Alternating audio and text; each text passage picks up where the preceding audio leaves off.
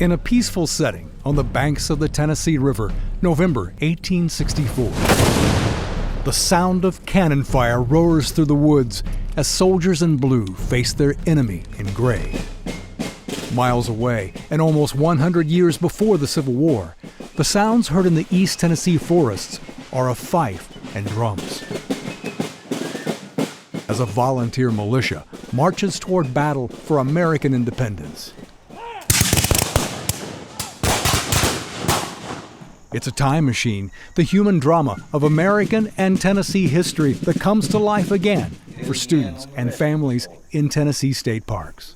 The annual return of the story of the Over Mountain Men is one of the biggest and most remarkable stories that I believe we tell. Back in the year 1780, the American Revolution had been going on for 5 years and was at a stalemate. Washington was camped in New Jersey, had a really hard winter, no food, no clothes, no pay for his soldiers. Things weren't looking good for the Continentals. Sycamore Shoals State Historic Area is a home to history. Its authentic replica of Fort Watauga rests on ground where common farmers and hunters came together to fight a British threat against their homes. We call it the story of the American spirit, because this story really does tell you who we are as a people. If we're threatened and we come together as one people with one purpose, we can accomplish anything. And that story is told at annual events like the reenactment of the Watauga River Crossing, the United Patriots. And it's told daily at the park's state-of-the-art visitor center and by park rangers and historic interpreters. Man, we were riding harder than ever, still pouring the rain, but we never let up. Because each one of us knew that we would never get an army like this together again.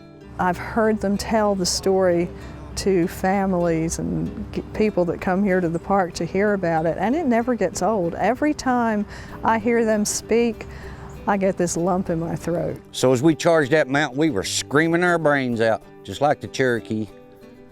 But not only were we screaming like the Cherokee, we were fighting like the Cherokee. We was hiding behind the trees and rocks. We'd step out and fire and step back in and reload. This is a purpose that goes beyond a Tennessee State Park's traditional role as a place for outdoor recreation. Preserving and protecting natural features and historic treasures. And that's what Sycamore Shoals State Historic Area is charged with. These parks are also a place for remembrance and reflection.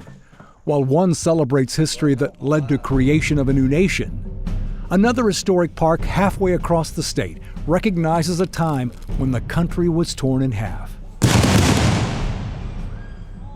For many, many years, Johnsonville was a campaign, a very important battle that was forgotten.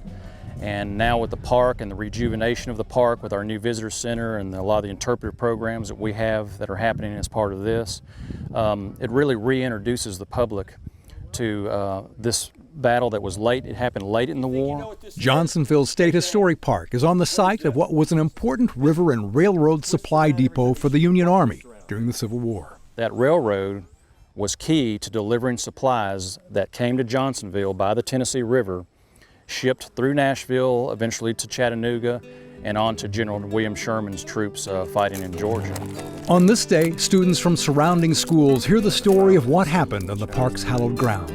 They get an up-close look at authentic artifacts and weapons of war, and they experience the chaos of battle with ear-splitting bursts of cannon fire.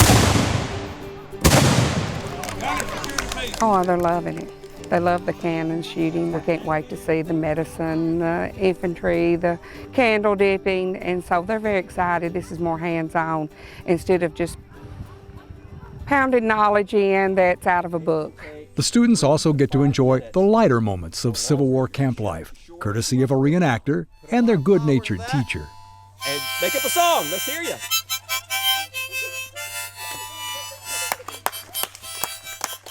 Well, I got to play the harmonica and did not realize what an excellent harmonica player I could be.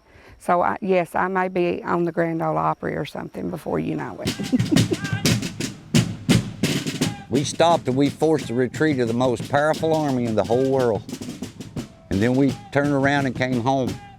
And we never, ever came together as an army again. We may tell this story to 8,000 kids in 2.5 weeks. Some of them, you know, it may just be a story. But there's always that certain amount of kids out there that you see a spark in their eye. And you know they get it and they understand it.